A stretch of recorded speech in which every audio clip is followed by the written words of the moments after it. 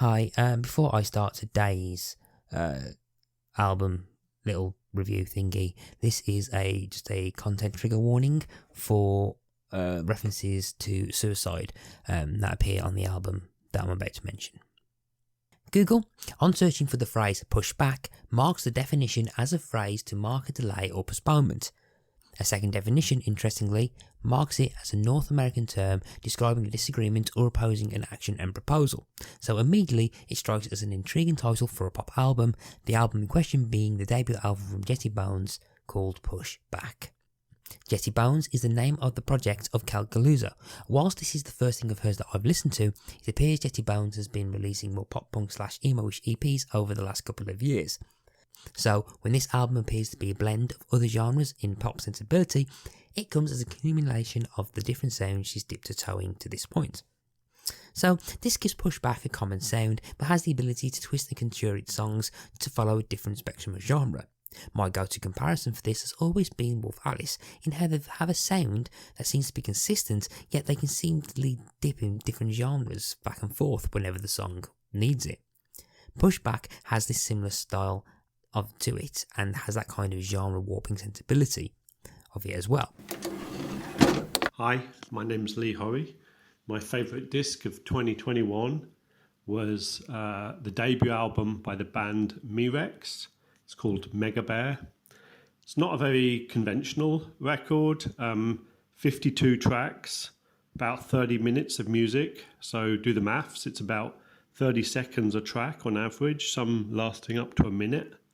I tend to think of it just as one long piece of music. It's available on vinyl or digital from Bandcamp.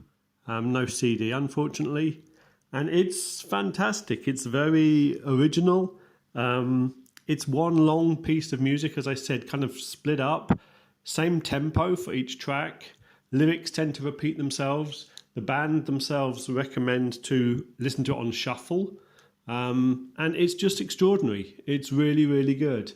The members have been in a lot of other bands, in Fresh, in Happy Accidents, Cheerbleeders, and I recommend all of those. They're also putting out new stuff. They had a couple of EPs out before, which are brilliant. Pick those up. There's a new EP coming out on February, and they're just really a band to look out for. So that would be my pick, Megabear and their band Megabear. Thanks. In reading interviews and reviews for the album for research of this mini episode, Galluzzo has apparently had to apologise for being depressing whilst talking about the album, and it does contain some dark material that is often juxtaposed against some upbeat sounding pop, but as the album unfolds itself, it reveals itself to be an exploration of mental health. I'm going to start by talking about the final song of the album first. The album closes on a song called Bug Life. It's a somber song that ends with voicemails expressing concern and repeated attempts at communication. And it was only until researching the album a bit more thoroughly for this mini episode that I learned that the song was part of a written suicide note that she'd written years previously.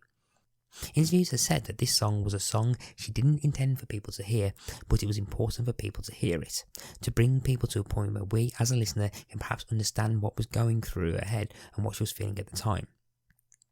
So the album doesn't end with the grand redemption arc. It ends very candidly, almost uncomfortable levels of intrusion and the voicemails from family and friends before the final one of Galluzzo herself. It's the lowest point that the album ends on in terms of subject matter. But what happens on a re-listen is that there's a non-linear chronology of what's happening. Songs and events happening after the event of Bug Life show there's an openness and finding a way to talk or even to write and sing those feelings that can help you. Now, it's not a case that the rest of the album is the aforementioned happy ending and resolution, but he's slowly adding context leading up to why she's included this song as a closer, and there's a directness and purpose with the album that resolves and makes itself aware because of the inclusion of that song. Hi, I'm Nicholson from the We Made This podcast network. For my favourite album of 2021, I'll give a shout out to Tyler the Creator for his excellent album which I loved. But I'm going to briefly talk about I Don't Live Here Anymore by The War on Drugs, which I love the most. This might be revealing of my headspace, but bear with me. To those that say I Don't Live Here Anymore is more of the same from The War on Drugs, to them I say, good! I love this band, and I love how heavily Adam Granduciel leans on his Bob Dylan influences, not just with his voice, not just with his storytelling, but also with little references to Dylan's work throughout his songs. On this album, to me, it feels like Granduciel is somewhere between a good place and a bad place, depending on the song, depending on the day. Me too, Adam.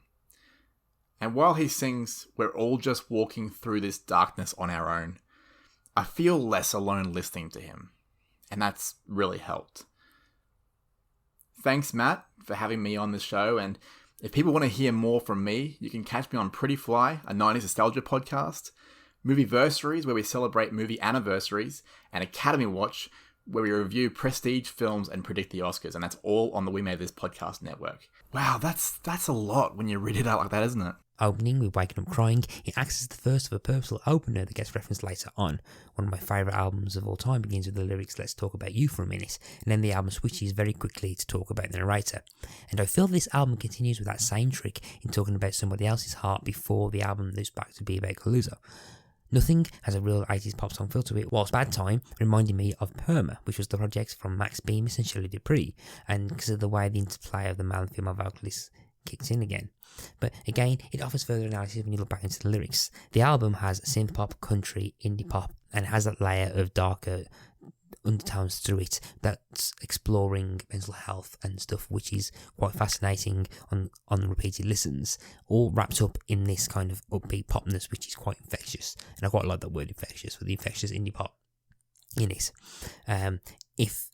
If any of that appeals to you, to just get you thinking and to enjoy some music at the same time, then I can fully recommend Pushback by Jetty Bones.